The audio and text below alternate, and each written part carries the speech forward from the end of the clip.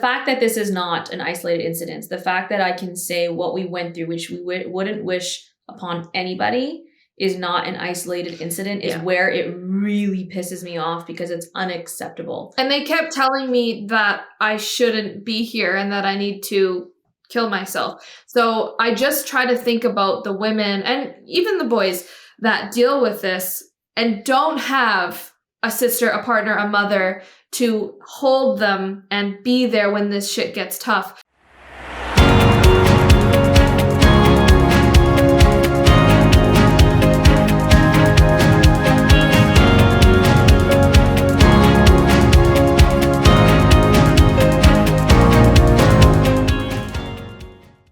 Hello, everyone. Today, I'm joined by two powerhouse sisters based out of Edmonton, Alberta. Their story is absolutely wild. After being harassed on TikTok and Instagram, their voices have effectively been silenced. But not today. I was disgusted to learn of the way these two young women were treated, and I knew we had to have them on the show to tell their truth. Umber, Afshan, welcome to the show. How are you guys doing? Good. Thank you. Thank you for having us. We're so excited to be here. Yeah, we were looking forward to this all week. Absolutely. And you know, I as well. This is our very first episode, and I can't think of anyone else better to have on this show because of what you want to talk about. And, you know, but before we jump in, one of the things I want to talk about is let's start from the beginning. Tell me a little bit about what it was like growing up in Alberta, being women of color. Do you want to go first? Yes, I'll let you take it away. Yeah, how do we explain this to everybody else? So it wasn't until this year when I think about it that I realized how unique of a situation it was growing up. So my mom has 9 brothers and sisters. Wow. And 70% of them, you can say, lived not only in a small, predominantly white town, we all lived on the same street. So there was 6 houses that all resided along. And so growing up, what that essentially meant is that your friends were your cousins. And so you went to school and, I took all my cousins, you're walking to school. I mean, already you're a misfit. That's super weird. And you're walking home and we didn't have lunch breaks at school. You came home right on time at 3:15 if you were done at 3. And so, you missed out on a lot of the socialization, essentially, that happens from meeting people outside of your family. Which didn't matter, though, that we missed out on socialization because our only friends were our family. Our cousins, yeah. So. Wow. So, growing up, that's what it was like. And I didn't realize until, more recently where you understand the finance world and you're like, the likelihood that this many people had this down payment saved and ability to get pre-approved for this mortgage and this house was available and for sale, and for us to all end up where we did, for that to then create our stories is definitely a unique one. So. And that's why I'm a terrible host, because I didn't even ask you what it is that you do for a living. You're talking about the financial world. So tell me, before we dive in and we go over to Umber, tell me what it is that you do for a living. Oh, okay. So I guess my title is Senior Financial Consultant. I own a wealth management practice. So everything to do with the dollar sign essentially is what I'm involved in. Investment management, like tax planning, retirement and estate, income and debt management. That stuff puts me to sleep. So I'm lucky to have her because I don't know anything about money. So that's my amazing background. I mean, an index chart gets me very excited. It's blown up in my office and she closes her eyes. Very cool. So you know what? That's perfect. You guys are sisters, like I said in the beginning. And I mean, why don't we throw it over to you, Umber? Tell us about what it is that you do and sort of your experience growing up in rural Canada. Sure. So I'm actually just a university student. I'm getting my psych degree and I'm hoping to get my master's next year in psychology. But growing up for me was very much about belonging and struggling to belong and having pretty severe identity issues. Because of the way I looked, because I am more lighter skinned, sometimes it can be more ambiguous with where I'm from. And so because of my last name and even my first name, people knew I was different. But it was always, but where are you from? And I'm sure that if it wasn't, if I wasn't to say Pakistan or India, there wouldn't be as many stereotypical brown jokes. But I received a lot of that. And then because I was constantly trying to fit into Western culture with doing everything like, I don't know, what's an example that I was always trying to fit into? Whether it was the jokes or the topics of conversation or the foods, I was always trying to fit in. And so when I came home, it was kind of like a joke that, you know, Umber's really white and Umber's whitewashed, and which I understand, like from my family's perspective, I was the only one who couldn't speak our mother tongue. And so in both groups, in both scenarios, I was always trying to fit in, always trying to figure out where I stand and who my group is really. Like, I remember you would say like, well, at school I'm too brown and at home I'm too white. So whereas, you know, where's your spot, right? Like, where do you fit in? And you know what's interesting is to this day I still don't have one. And all that's changed is that I've become very comfortable being in the middle. I'm very happy being in the middle, and I find it really beautiful now to be part of two worlds and combine them instead of needing to push away Western culture and saying, oh, I don't want to do anything they do, and then pushing away my own beautiful culture and saying, oh, it's embarrassing, it's, you know, whatever the stereotypes are around culture. So getting to be in the middle is really great. So I feel like just since we started our YouTube channel, which was how many, 1 year ago? Yeah, 2020, we came back from LA. Yeah, so about a year ago is literally when I started realizing the power of, you know, existing in the middle. But before that, I would literally say up until age, 24, I have always struggled with identity. And so that's what it's been like growing up for me. It's been really, and then another thing is I always felt like no one else could understand, which doesn't make sense because there are billions of people in this world. Of course they are bicultural. Like, how did we meet you, right? It's kind of what brought us together. I wasn't around those people because my sister, you know, she can speak our language. She's very in tune with our culture and I'm not. And so even my own sister, I'm like, oh, I don't know the things you know, and I blend more with white culture. So yeah, it was very interesting growing up in this city of mostly white conservative people and trying to find my place. Yeah. I realized when you're speaking to people across Canada, it is very important to explain what Alberta or Northern Alberta is like. You're around different. Oil, very conservative, very much them versus us. Like, you are instantly, you know, an other. There is very little diversity, not just in how like people look, but the optics, but also mindset. Like, it's extremely different. You know, I didn't actually recognize the difference till I started meeting people in Toronto and being like, wow, your experience of being South Asian is completely different than mine. I don't have to explain that I have curry for lunch. So, Yeah, and I remember coming to this country and having to do those same explanations, and Toronto's gotten a lot better. But yes, I've been to Alberta, and it's a very different place.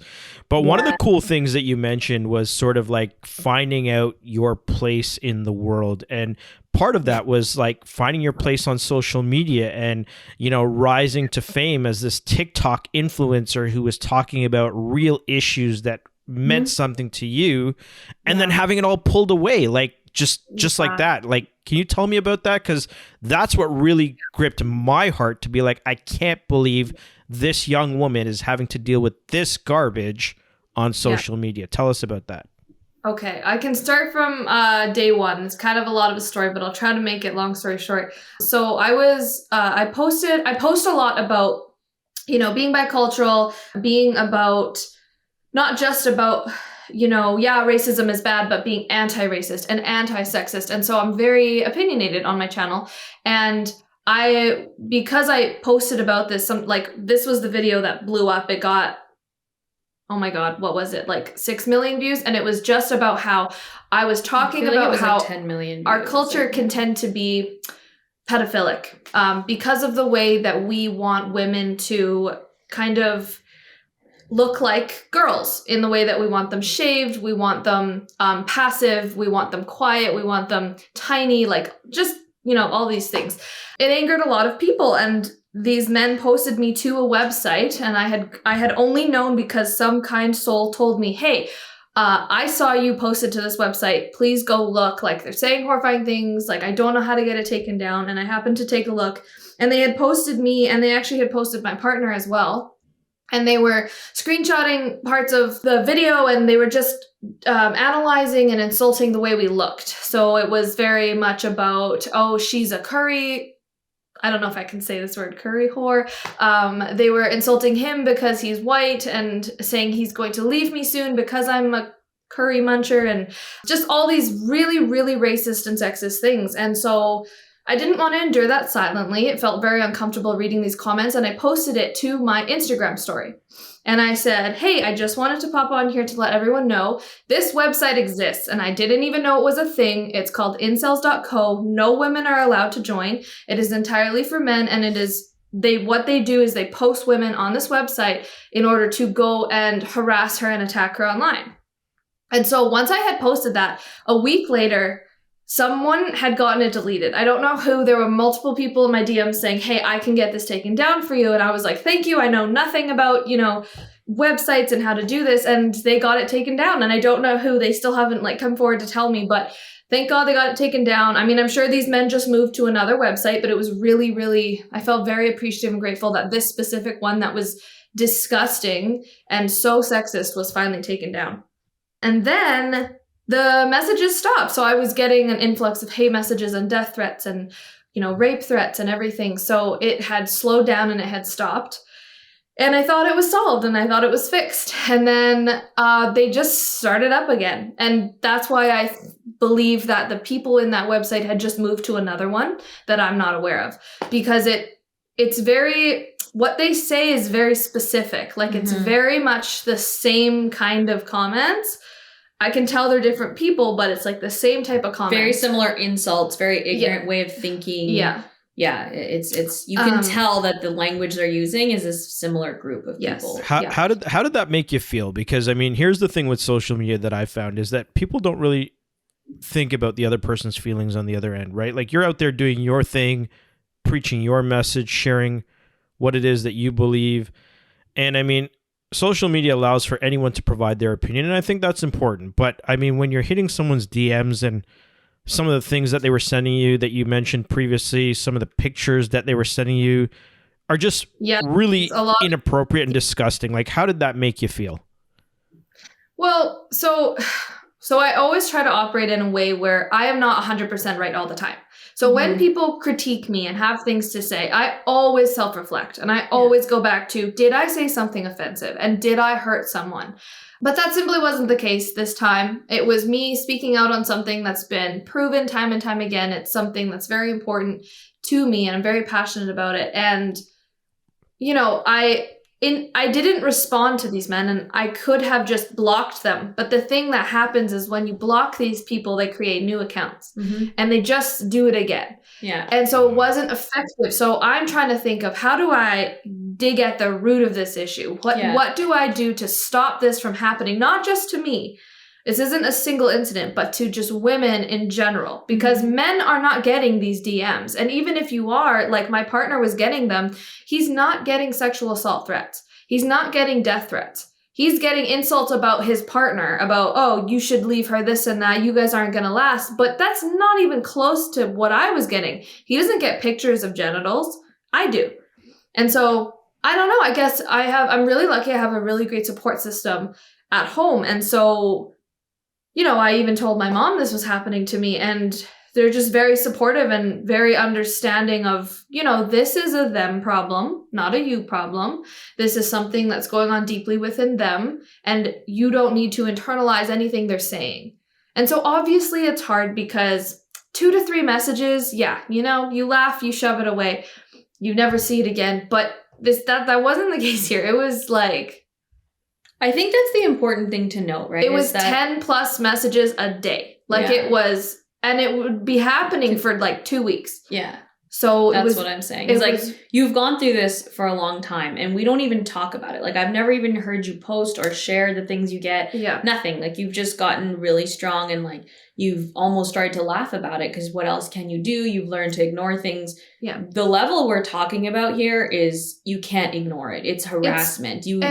People will say ignore it and it'll go away. That's exactly our first attempt. That is what we tried 10 times before we even brought this up as an issue. And I think that's a very very important clarification, because a lot of people are like, well, if you don't pay attention to it, it'll go away. What you pay attention to, there's more of it, right? You hear that a lot. And I think it's very important to say, hey, we did that, and then we did it again, and then we did it again, and then they started to become violent, and then it became worse. And then more also, people's families, members were being also messaged, and it just, it was a compound effect. What was happening is because they realized that I would block quickly, they started just following me and hanging around. And I mean, I don't look at who's following me ever, because it's hard to keep up. So I'm not looking at these usernames of what they're saying. If they're racist usernames, you know, they would hang around for like weeks, and then they will watch my stories.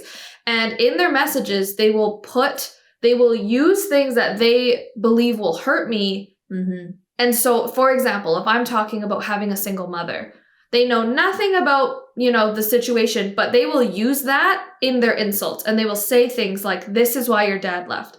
This is why your dad hates you. And then I'm like, how do you know that? You only know that because, you know, last week I posted about this on my story, but it's not on my profile. So how do you know that about me? Mm-hmm. So it was very creepy, really, the extent that they would go to know information about me. Like, it's strategic. They're not just doing it out of nowhere. It's not just like they're angry little trolls just, oh, I want to say this thing to hurt her. Like, they are calculated, and they were following what I'm doing, and they're paying attention. And so I guess, so back to the story, what happened is that the messages started again out of nowhere. And then I got a TikTok notification, and it says, you have been permanently banned. You can appeal this decision, but you have violated community guidelines. And so obviously I'm like, what? Like, how out of nowhere? Like, so you didn't even expect it. Just out of nowhere, you get a notification that somehow you've been banned. Yeah, and they just log you out. So I'm just logged out. I just opened TikTok to post one day, and I'm logged out. And I'm like, what? So I appealed the decision.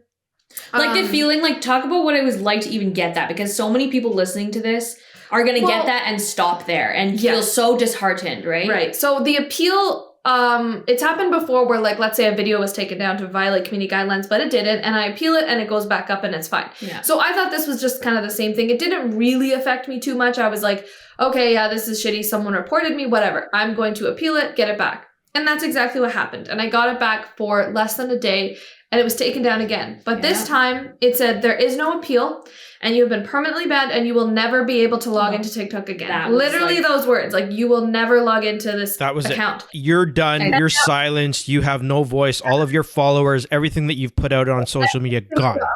And I have like over 150 drafts. So there's this thing on TikTok where you can record and then you can save it for later. I have over 150 of those, of just ideas that I want to, you know, personal experiences, lived experiences of things, and how to articulately, like, reach out to wider audiences, gone. It's like little voice notes I leave myself, like, to make a video about this and this and that, and I save it for later. That idea will never come back to me. Like, that's just in that vault. And so to have all of that gone, and all of my hard work, all of my videos, I don't know how many videos I have, 200 plus, all of those gone.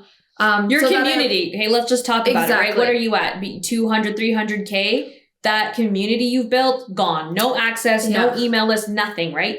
We've now learned there's things you can do to protect that. But at the end of the day, you've lost this community that you've put all your efforts into, that you've connected with, that you've made a difference for. Like, for her, we just sat there going, like, you're never going to be able to log into this again. Like, what? Like, how is that even? And the whole time I'm thinking, what did I do? What did I do? I'll correct it. You're very responsible. What am I supposed to fix? You kept thinking that. And I won't, did I maybe swear? Like, what happened? Because I do not post, like, I don't post my body. It is like my face and my opinions. So I'm like, what did I do that was so wrong, you know? Even that is so funny, how you're like, well, I didn't post my body, as if that should be why your account is exactly taken down. That's literally another misogynistic aspect of TikTok, but they do take a lot of women's videos down for their body. Really? Whether it's literally just like, oh, we can see cleavage, and it's taken down. And it's a computer automated system as well. So if someone reports a video and enough people report it, like, it gets taken down. Yeah. So it's a very stupid system. I don't understand it. I don't agree with it. That's what ended up happening. So that's kind of why I wanted to just, anyone who's listening to this that's going through this, like, it's not necessarily that you did something wrong. There is an automated system, and it's there to protect. But what, social media apps like TikTok have not realized is that disproportionately affects a certain group of people, like always. And it promotes bullying and it promotes ganging up on for one it person. And reinforces it, and it helps them win, because even when they did that, they had messaged her. I remember saying like, ha, now your account is gone. Yeah, so like, that was the thing, is I was thinking this is unrelated.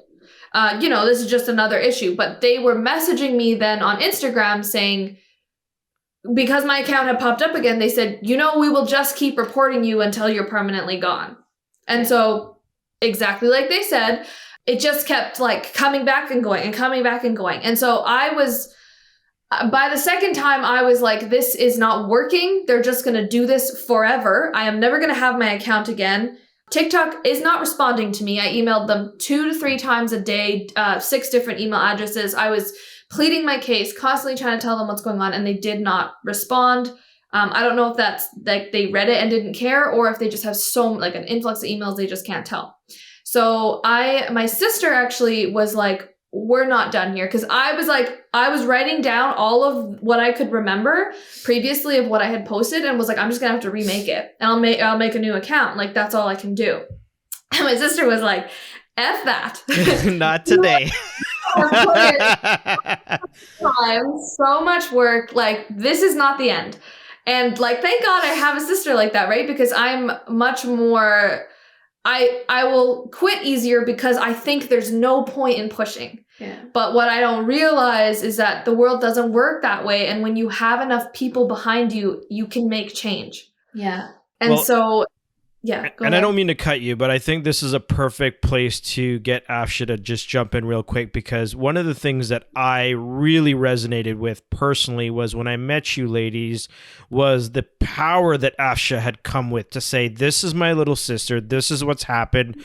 I'm not happy about it. We need help. And I just thought to myself, I don't know who these 2 young women are, but I just love the bond that they have. So Afsha, do you want to tell me a little bit about how you sort of, coached your sister along the lines of, because that happens a lot where it's like, I don't have a voice. What's the point? It's not. And you were like, nope, we're doing this and we're going full force and we're not letting it go. And I remember you telling me that. So tell me about what that experience was like, and why you decided to step up and really make a difference here for your sister.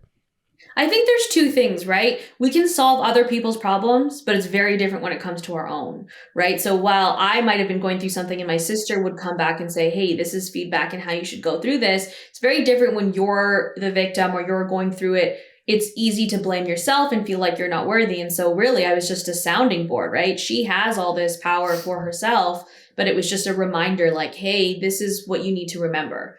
You've done this much work. She's the one that put the hours in, right? She's the one who did all this and knows what went into it. But when you doubt yourself, sometimes you really need someone who just loves you to remind you of who you are. And I think the second part is I just have this very uncanny, we joke about it, but my sister and I have grown up playing so many different sports and joined different leagues and just had fun with it. And that does not mean that I have talent in it. It just means I joined sports. And so we have this analogy of when we played volleyball and I would serve and I wouldn't even get it past the net. Like, that's the worst that can happen. But my sister one day was just like, I would never be able to serve 11 times before I got it. She's like, you do it the first time? She's like, I would have said I had enough. And then I'm like, I went and did it 11 times until I got it. And then once I got it, I was swinging it over every single time. And so I think that was just a very powerful moment for me, I think, like where you made me realize, like, I really go to swing 6 times. Like, I will not take no for an answer. And so I think those 2 unique, I guess, ways to deal with it really helped. It's just that I was a sounding board, put up a mirror for her to really remember her power and her work and her effort and how deserving she is of it. And the other one was just like, hey, we're swinging at this again. Like, we're a family and we're doing this and we're in this together. Like, your account being down, it's as if it's happening to me, if not worse. And F this, because we don't take no for an answer. And you learn that in the world of business. Like, I had to never take no for an answer. I had to teach my staff, like, when you got on the phone, what did they say? Okay, call back with this. You need to provide an alternative solution. There is no such thing as, no, we can't do this. That's just corporate world, right? So I think from being a child and playing those sports and just being the older, woman in a Desi household, you really learn to navigate yeses and nos and go from there. I love that. And it's so powerful, right? Between the two sisters to be like, hey, we have each other's back. Because earlier on, you mentioned, not having a father and having a single mother. And just, I don't know the context around that. But I do know whenever that happens, there's a tremendous bond between the two siblings, right? And I could definitely see that myself, just how you folks have come together to really right this wrong, right? So your account gets taken away. You don't have access. What's next? I mean, I think from what I remember, it gets taken away a couple times, right? So tell me about that. Like 4 times. So my sister is very much about, learn from other people's mistakes, learn from what they do. So she's been on Clubhouse constantly. That's like her area where she likes to go. And she was listening to people that had the same thing happen to them, not necessarily the harassment and hate, but the violating community guidelines and being reported. And she told me, there's this one guy, he was talking about it. I think he could help you. He ended up getting it back. Like, there's hope at the end of the tunnel. Like, we got this. Sent me his account.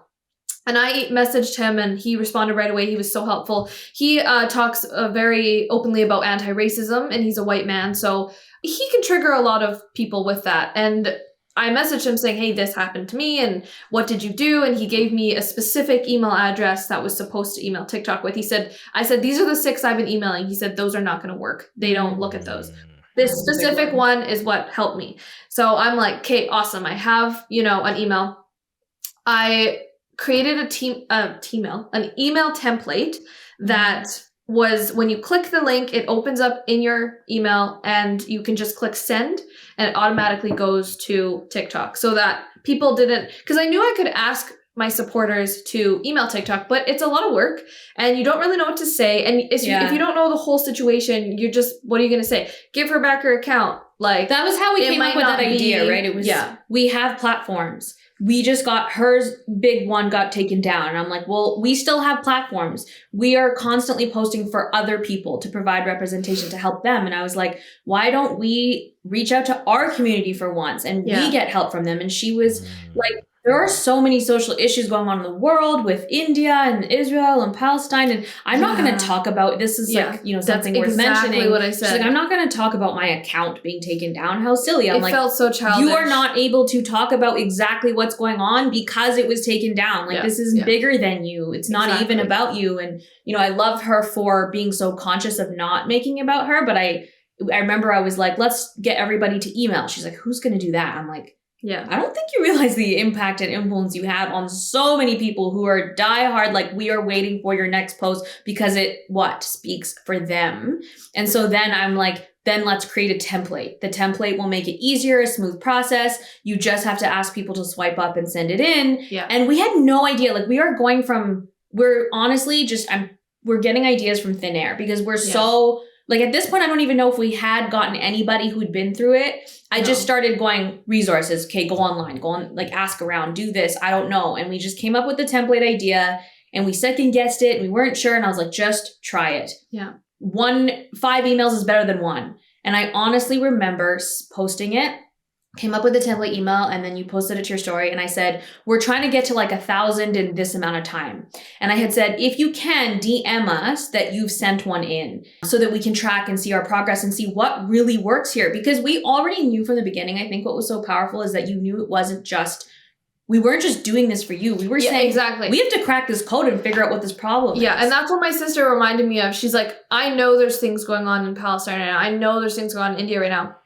But this is not just happening to you. This is not an isolated incident about, oh no, my TikTok account and my followers. It's not about that. Yeah. It's about activists and specifically women of color who are being targeted on TikTok and having their accounts taken down and being forced to create new ones and losing communities. Yeah. And that is in the realm of social justice. This is not some superficial, like, oh no, my account. It's way deeper than that. And it's bigger than you. And reminding me of that made me realize, like, this is not It's not about me. And I even made sure to say that in my post, like, guys, this is not about just an account. It's the principle behind silencing women of color. Yeah, if you go look at her account, it's still there, like Umber Saiyan, and it actually has a couple of the clips and the video, like voice notes, and she took out so much because like some of it's very triggering and unnecessary, but you just get a glimpse of what it was like, and then she actually shared the story and said what happened. Yeah, I posted the DMs because it's one thing to say I'm being harassed.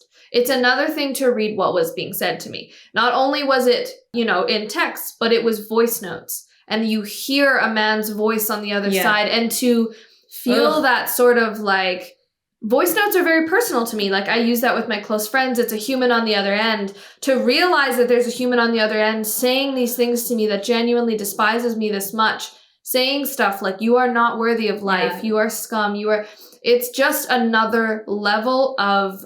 It's no longer keyboard warrior. Like it just like well, and they don't even know you, right? Like it's not like these people have interacted with you. They do not know you as a person. They do not know. They have not spent time with you. They have not eaten with you. They have not done any of these things that create relationships. It's just them saying, "I don't like you because you talk about these issues that I don't agree with," and it's like, it just angers me because I'm like, here's someone who's finding her place in the world, right? And they're telling you you no longer belong, and you're already dealing with those belonging issues as it is. Oh, exactly. Right. And he's going as far as like they're insulting, the place I was from, and saying like you'll never be, even Canadian or American or whatever, and you're always going to be just like worth less because you're Pakistani. So it was very interesting how it's like you become a shell of a human to these people. It's I'm so open and so forward on who I am and what I'm about. And but you're not human to them. Like they dehumanize you to the point where not only are you a woman, so you're an object, you're a piece of freaking furniture is how they treat you, but also, now they're going to tie in racism, and they're going to tie in how because of my skin color and because of where I'm from, I am just less worthy than a white person. Yeah. So I don't know how to really describe the feeling of just hearing a voice on the other end saying these horrifying things to you. And it's specifically back to what you said. They take what they possibly could from the glimpse of what they know you that can really dig deep and hurt you. And I will say she got them too. Like this was not an isolated thing. So, my partner got probably the best of all. As a white man, he barely got anything. My sister got it too. So they were voice messaging her as well. And she was like, and playing into that relationship, right? Maybe you can your sister is doing this, and it was. Yeah, the fact that this is not an isolated incident, the fact that I can say what we went through, which we wouldn't wish upon anybody, is not an isolated incident, is where it really pisses me off because it's unacceptable. And they kept telling me that I shouldn't be here and that I need to kill myself. So I just try to think about the women and even the boys that deal with this and don't have a sister, a partner, a mother to hold them and be there when this shit gets tough. Like I am beyond blessed because I can't tell you what that would do to me listening to that alone. Right. Wow. But when I'm listening to that with my people, there's that support, there's that love. I still feel worthy. I still feel valid.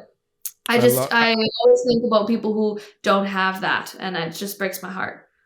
And sorry, I didn't mean to cut you, but it's just that sits with me really deep because, I hear, I see, I talk to people all the time, and even in the dating world, like receiving pictures that you don't ask for on some of these dating sites or social media where people are harassing you because of your opinion or feeling like you don't belong, and then having people reinforce the fact that you don't belong because of the things that they say to you. And it's sickening in the sense of like, we're all trying to find our place in the world.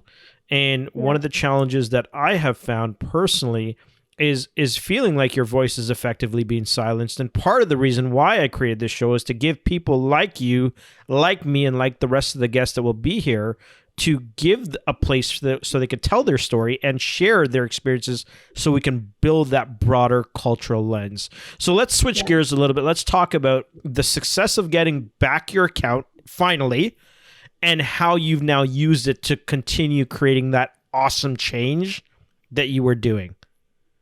Yeah. So the last time, so during the first couple times that it was being taken down, some man had messaged me and said, hey, I have a Facebook group of over 43K people. They would be more than happy to help you. Let me know if you get your account back. So the third or fourth time it got taken down, I said, I don't know what I'm doing. I'm at my wit's end here.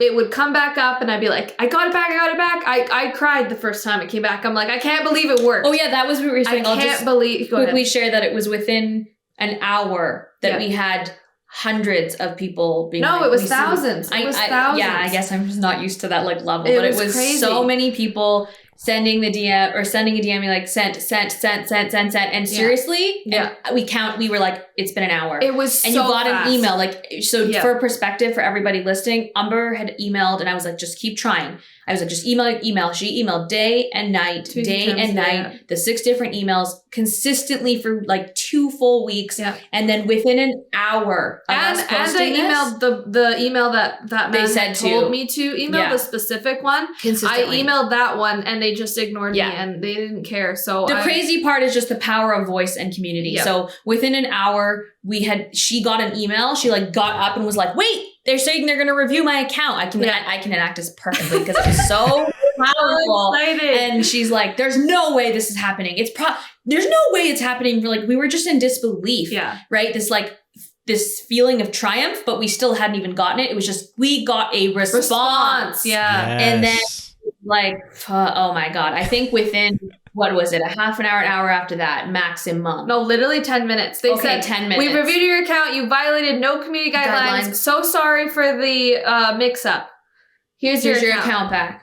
We're like, what do you mean sorry? And so she legitimately, because the whole time she's almost like, okay, I guess we'll do this. We'll ask our community. I'm not really sure. Like, just very uneasy and uncomfortable because, it's not easy to reach out to people. It is so hard to reach out to people. And you know what? All of the fears that I had been confirmed because I had a couple men messaging me saying, I cannot believe what's happening in India right now and you're worried about your stupid account. And I'm like, God damn it. Like, it's like they don't understand the purpose of what I'm doing this. You were worried about that. And again, for everyone listening to this, like when you're worried about what people are going to think before you share something, I say this all the time to my sister, get ahead of it. Like, address whatever the issue is that you think people are going to think. Yeah. So she said it in her post, I don't want this to come off as a thing about me, but this is what my platform is for. And I use it for a voice for these things. Yeah. And then she still got those messages, but because, we got ahead of it, we knew. But yeah, back to the email that you got where it was like, you've violated no community guidelines. Like, that was just such a slap in the face, wasn't it? Or it you was, were consistently thinking about what could I have possibly done wrong. You were being so accountable for what it is that you could have done to create any problems in an online space. And then they're like, oh, you did nothing wrong. And I'm like, oh, you don't say. Like, this was such a crappy feeling. So I got it back and I just started tearing up because I was overwhelmed with the support from my supporters, but also just like how powerful we can be when there's enough people. Because like TikTok is massive. This is billions of users. $1 billion company. This is like, I don't know, to go head to head with TikTok is a very scary thing. Like, I am, getting upset. I'm getting upset at the employees. I'm saying this is ridiculous, this is that. We're arguing with them. So to actually have them listen to me, like, I just felt so empowered. And I was like, I did not realize how many people would care about this. I did not realize how many people would be here to back me up. It just felt like very surreal. And so I started tearing up, like, I can't believe it freaking worked. And then literally that same night, same thing happened. And as a family member, like, to see her, like, kind of get up, startled, this is going to work. Like, just imagine someone you love who is experiencing a problem and a challenge and then triumph, right? It's the most incredible feeling to see someone you love work hard at something and then be like, like the realization that it worked and I got somewhere and it did something and it instills this like power within you, like she's saying, and we got 24 hours of it. Yeah. No, less than. I think it was Like I got taken down. I got it in. So the emails were sent in the morning. I got it in the afternoon. That same evening, Okay. it was taken down again. So the roller coaster, as you can imagine at this point, is of just emotions. You feel like you got somewhere. You put your heads together. The community triumph, like that was all still there. But then it's to have it ripped from you. And then also again. imagine like you just went through all of this hassle of being like, guys, I'm so sorry to like bother you, but this is what's happening to me. Yeah. Would you mind helping? And then it happens again in less than however long. And I'm like, I can't do it again. I can't ask these people again. I'm just annoying at this point. I'm annoyed at myself talking about this. Like, I'm annoyed that this is even happening to me. Imagine how these people feel trying to help me. They're just like, okay, figure your shit out, right? So I just felt, and my sister obviously doesn't agree. She's like, post it. And I didn't. I just didn't. I waited a week or two because I felt, you know, I just took some time to really process it and be like, it could potentially be gone forever and it's going to keep happening. These men won't leave me alone. They're mass reporting me.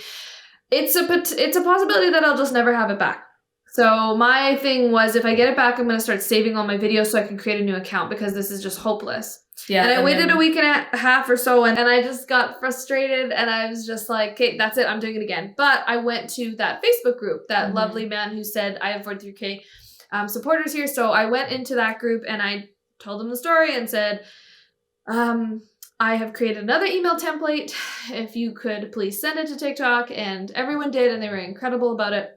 And this time, when I emailed from my email, I actually included screenshots of the DMs of harassment and I included the voice note. So I wanted whoever was on the other side of TikTok, because I did get a response once and it had been signed, you know, Lilith. So I'm like, there is a person. It's not just, you know, a computer. Someone's reading this. So maybe I can just tell them exactly what's going on instead of just saying the sentence, I'm being harassed by men. Maybe I can include what's going on. And I included every, you know, message I had gotten. And then they had actually responded to that email of mine, but only because there had been, you know, hundreds of other people that had emailed them. They pay it, the subject line was like urgent, Umber Saiyan being harassed or something like that. So they knew who it was in my name. It's pretty clear who they're talking about. And so then they found my email to go respond to. And I was happy that they did that because they got to see what I was talking about. And I got it back. They said, I'm sorry for what's happening. And I told them, I was like, you need to get rid of the mass reporting feature because the root of the issue is that people of color are being bullied on TikTok. It's not just, oh, give me my account back. They're doing it repeatedly and I have not posted one video. So it's clearly like someone's after me. And yeah, I got it back. And since then, since I specifically told them, get rid of the mass reporting feature, I'm being targeted. And you shared the specific pieces in that email. I shared the pieces of harassment.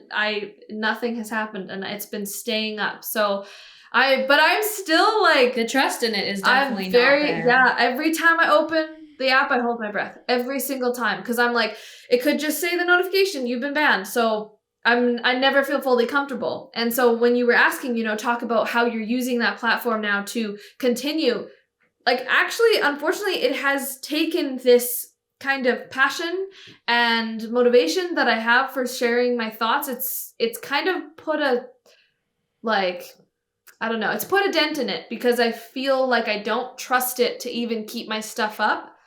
And I don't know how to explain it, but I don't wake up now being like, I want to share my opinion with the world. They've kind of made me feel like no matter what, it's going to be taken down. So I'm just kind of holding my breath until it happens again, which I know isn't right. And I want to be back out there, but it's just kind of taken a hit to my mental health a bit and just making me question myself. So, well, and I think that's an important point that you make there, because this is one of the points that I often talk about is people's lived experience, right? So if you've had lived experience and you continually have this lived experience, you're reinforcing that expectation that at some point someone's going to do this thing.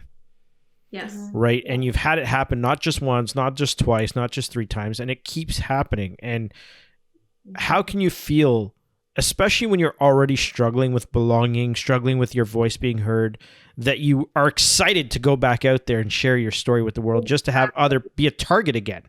I was excited the first time. I was like, I'm ready. Like, I'm recording right now. That same night it got taken down. So it just killed my vibe, you know? It just killed this, like, excitement I had for it. So because to be from a creator's perspective, you have to have passion and yeah. to keep going. And It's a lot. It takes a lot to be a creator, and so for that passion to be kind of dampened and to know that your voice might not carry as far, or that you're going to be attacked for those views, not just TikTok itself, but the people that are harassing, like they haven't been removed, they haven't been dealt with, that problem still is there. And so while I love a story win, like, hey, this is how we overcame and what we did, I think it's so important to highlight the existing problems, the problems that still exist. Yeah. And what it can do to a person to beat them down and make them feel something when your whole life you struggled with sharing your story and lived experience to begin with. Yeah. I love that. Before I even got it back, I was still getting messages like, haha, it worked. Like, your lame account was banned, loser. Like, you're never coming back. Like, stuff like that. So it's like, you just always, it's like, I don't know, you kind of feel kicked when you're down.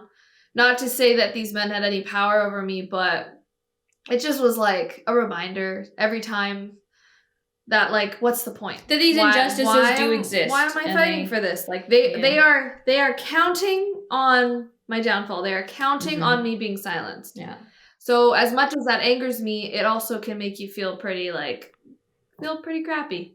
Well, I have to say that I appreciate your honesty. I thank you so much for raising that voice. As we've talked before, I have a little young brown girl who's growing up, and I would love for her to see the power that you have and talking about some of these daisy challenges that exist and fitting into a country that, we all come to Canada and some of those come to America and anyone else who's listening from anywhere else in the world. But you come to a country hoping that, you could have a better life for you and your family. And then you struggle with this whole fitting in of your name and what you eat and your preferences. And, just hearing you highlighting that out there in the community and bringing a voice to people who don't feel like they belong, and maybe they are not comfortable being in the center, that you empower people or you give power to those people to really feel like they matter, they can be seen.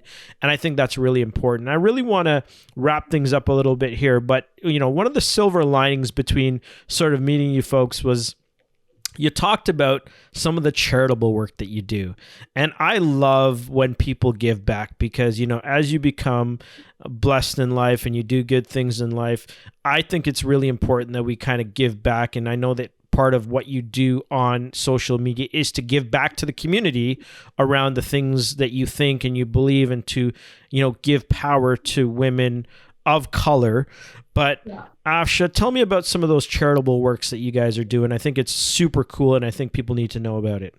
Yeah, absolutely. I mean, Kay, I always come from this space of having a platform is so important. Like, why I even started having a platform is I realized that we have a voice, we have lived experiences that need to be shared, we provide representation. There's a difference in impact you can make. Yep. So how do you really provide impact? Well, or like have a profound impact and on multiple people or make it bigger. And so much of that is having a platform. And so once I started building one, I realized we can use this. We have a community. And so whenever there is an initiative, one of them was recent when COVID really hit, domestic violence rates skyrocketed for women. And we raised a bunch of money for a home that provides shelter for women in general, but Muslim women who are fleeing in abusive households with their children. And we were able to share, like, I think the importance is we're able to go or be directly involved in where the money is going. And so we could share the room that they were able to build to provide a space that was a safe space for a woman to belong. I'm so thankful for our platforms. Like on Instagram alone in a year, we'll raise like $15,000. And, I go on mission trips each year to Guatemala, and we go with a group of doctors, and I'm able to sit there and say, hey, I have this money. I'm just the liaison, right? We raise the money. It's the people, it's the community, it's the followers that are helping. And I'm able to share like the children. I have pictures of, a 2-year-old boy who had spina bifida. And it's something that if it was here, it would be gone in the hospital within 2 days. They would find it, get rid of it, move forward. And because they have no healthcare in some of these villages where they speak like a different dialect, like Hekchi, they have no healthcare. And you're sitting with people who've never seen anything like this, don't have healthcare, and you're able to say, oh, this is going to cost $600. we can do that. We raise this money, and like you realize the power of money. And, you know, it's something that you even said, which is like the more money you have, the more good you can do. And that's how you realize. And so, yeah, giving back, you know, not only provides perspective of like how we grew up, like we thought we grew up in poverty. We grew up, you know, my sister and I and my mom until I was in grade 8 in the same bed. You know, we have stories of night tables being cardboard tables with a sheet on it. Like we know what it's like to, let's say, have nothing, but that provides perspective because you go there and you're like, well, I had healthcare. So going on those trips, I mean, I can't tell you, like when I come back, I need a week to adjust. Because you realize the privilege that we have and where we're born, and that not even everyone in Canada has that privilege. Like our Indigenous community suffers when you know, we went with some dentists and you see the state of what their mouth looks like. I've never even seen teeth like that. I didn't know that could exist. And then, you know, one of my best friends said, you know, Afsha, I'm a dentist. I go up north and I do this, and it's actually worse in Northern Canada than it is here. So giving back is just, it's part of what we do. It's who we are. You can't go through things and then not realize that other people have it worse or in different ways, or that now you can do something about it. And I cannot stress the power of community, because I would not just be able to have 15,000 to give away. It's the people that come together, where the only thing I'm doing is just saying, hey, there's people need help here, and this is how we can, hey guys, I know that you guys want to help, because people want to help, but they don't know how, they don't know where their money's going to go. And so for me to physically go down there and be able to show what we're able to do, and of course with their permission, share some of their stories. Like I remember a girl in, I believe she was 16, and she had a big tumor on her face. She was pulled out of school. You know, there's so many problems with it. Without going into any detail, she finally got her surgery and was able to go back, and she's like 16 going back into grade 4. And that's a success story. Wow. That's amazing. She also took things from our house, our childhood house that we no longer used, and repurposed them, because why would we chuck them out? They're perfectly good, you know, backpacks and bookcases and whatnot. But we grew out of them. And so she took all of them with her. And it was like surreal being able to see like our backpacks that are, you know, pencil cases with these little girls who are so happy to have new school supplies. So it's, oh my God, I love that you remembered that. That's amazing. I remember them, like, it's just you leaving a piece of you with them, and you were specific. Like I would wait till I connected with someone or saw someone, you know, this one girl, I remember she was really scared. Her mom was like getting her teeth pulled out. I mean, there's anesthetic, but it's not the same. I mean, just to give you guys perspective, the medical tables, the surgical tables are the school desks put together, wrapped up in garbage bags and duct tape. So that's where we are, the setting. And there's this little girl like freaked out. Nobody speaks her language. No one's explaining what's going on. Her mom is in complete and utter pain. And, you know, I'm just standing there like, wow, like the trauma that this is going to be. And so anyway, we were able to connect with this little girl. And what's wonderful is being able to connect with a human, not being able to speak the language. You just see that we're social creatures and all you need is love.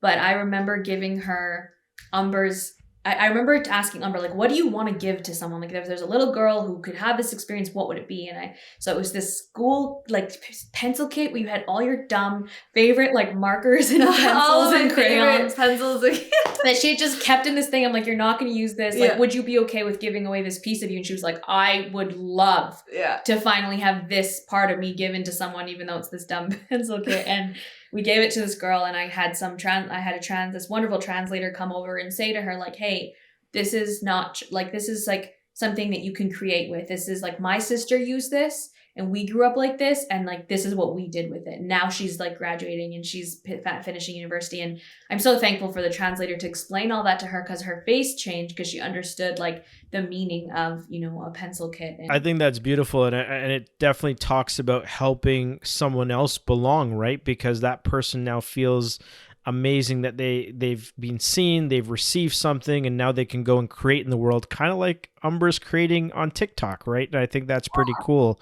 But you know, one of the questions I wanted to ask you, and we'll wrap up here, how do you think as a society we can move closer to a culture of belonging and respect?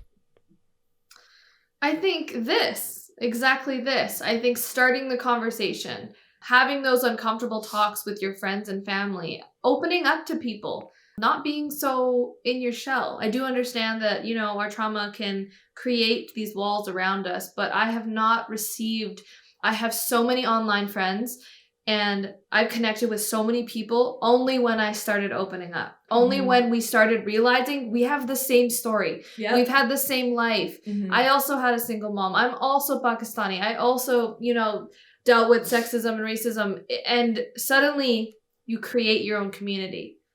And I think that's the way forward, is connecting with other people and not being so afraid of your own story and telling your story, because you have no clue who it can help. That's beautiful. And for you, Afsha, what would you say? I would definitely say embrace your demographic. I'm very passionate about speaking on the topic of addressing that there are going to be challenges. There's things you're going to go through. They're real, they're valid, they're important to acknowledge. Even you giving us this space to speak and doing the project that you are, that's wonderful. We need to talk about that. But I also love to say, hey, when you figure it out, when you get past whatever it is that you did have to door you had to knock down, the space you had to create at that table, you're going to have experiences and challenges that you've overcome and you've had to persevere that are now going to get you way further. I'm very, passionate and thankful for my group of community as well, because I remember being reminded, you didn't get to where you were in spite of what you've been through. You got there because of what you've been through. So acknowledging that there's real challenges, that it is BS and there needs to be change, but also when you get through it and when you go through those things, that's going to be what gets you further. And I will add on to that. As a thought came up when you were talking about that, but when you do, destroy that glass ceiling and you kick down that door and you have that opportunity, understand how to look behind you and help the other person through it. So, being so steadfast and having those blinders on with your own goals is great, and you can get very far. But now, how do you turn around and help other communities that also didn't get the privileges or the finances or the whatever, the privileges you had to get through that door? Not everyone has. So how do we help them through it now? How do we make it easier for them? And Vishal, now that we're here, for example, you've experienced so much success. You've met so many people. How do we now create space for other people to come to the table as well? Yeah. That's beautiful. I love that. And, that's why we have this show, is to provide those platforms and to engage in discourse and have these conversations and provide platform. Because here's the thing, as we move through this world, we're going to come across people that look like us. And unless we know how those people think, act, why they do the things they do, we won't have competence in dealing with people. So here we help to create that competence by understanding people's stories, their lived experiences, and sharing that with the world. Where can people find you? Where do you want people to look for you on social media? Just throw out your handles. So my Instagram is just my full name, Umber Saiyan, and my TikTok is as well. Very simple to find. I'm going to be starting to be more active on TikTok. Yeah, I really got it. That's usually where I'm active every day. And it's slowed down a bit. So Umber Saiyan is UMberSaiyan. Yeah. And then myself, it's Afsha Official. So on Instagram, it's AFSHAA Official. Very cool. Very cool. Well, guys, and sorry, that's not the right term. It's ladies. I always have to correct myself because once again, it's these things that we're taught in society to utilize these terms. But ladies, thank you so much for joining us on the show. It was honestly a huge pleasure. I was super excited to have you here because once again, I know this story all too well. And it's people like us who have been silenced for quite some time and have not had the platforms to have these conversations that it excites and energizes me to be able to provide this platform and to allow people like us to tell our stories. And us is every human, because we all have a story. We all have some sort of lived experience, but we all don't have the platform and the community to share with. So thank you all.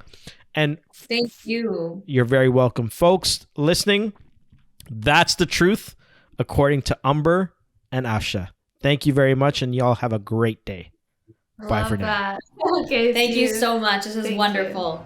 Bye. Thank you so much for listening. Our show is sponsored by Discourse. We build belonging into the DNA of DEI.